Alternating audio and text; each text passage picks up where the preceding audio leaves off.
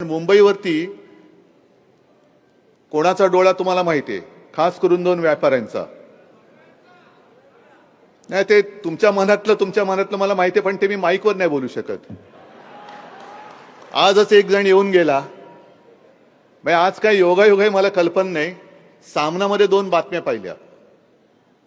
पहिल्या पानावरती बातमी भाजप कार्यालयाचं भूमिपूजन आणि त्याच्यात ती जागा कशी काय त्यांनी पटपट सगळं करून घेतलं ती आहे. आणि आतमध्ये एक बातमी आहे, जिजामाता उद्यानात लवकरच ॲनाकोंडा येणार. आता आपण पेंग्विन आणले त्याच्यामुळे लाखो पर्यटक तिकडे वाढले. नक्कीच मला त्याचा अभिमान आहे. आणि पेंग्विन आणल्यानंतर काही पेंग्विनच्या बुद्धीची आणि उंचीची माणसं आपल्याला टीका करते, ते सोडून द्या.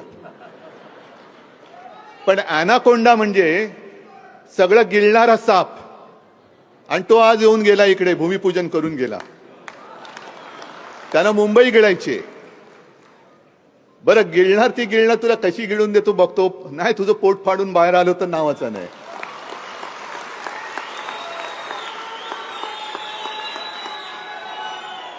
बरं, भूमिपूजन करायला आलायस ना, कर ना, फोड ना नारळ, डोक्यावर फोड नाही तर दगडावर फोड, एकच आहे.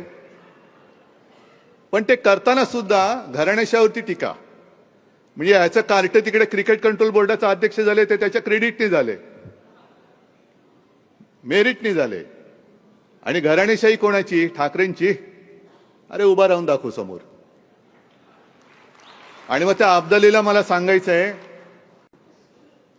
आम्ही आमच्या आई वडिलांचे ऋण मानणारे घराणेशाहीचे म्हणा किंवा घराण्याच्या परंपरेचे पाईक आहोत, वारसदार आहोत. आता संजय राऊत म्हणाले ना, तशी तुमची ब्रह्मचार्याची पिलावळ आमची घराणेशाही नाहीये.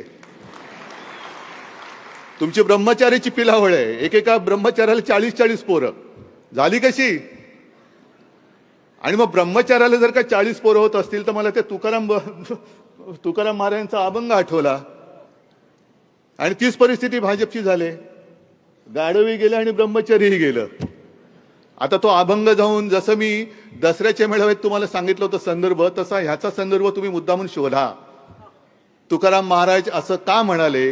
हा अभंग आहे. गाढवही गेले आणि ब्रह्मचर्यही गेले. तसं आज भाजपची परिस्थिती आहे. गाढवही गेले आणि ब्रह्मचर्य. त्याचा अर्थ नाही मी आता सांगत.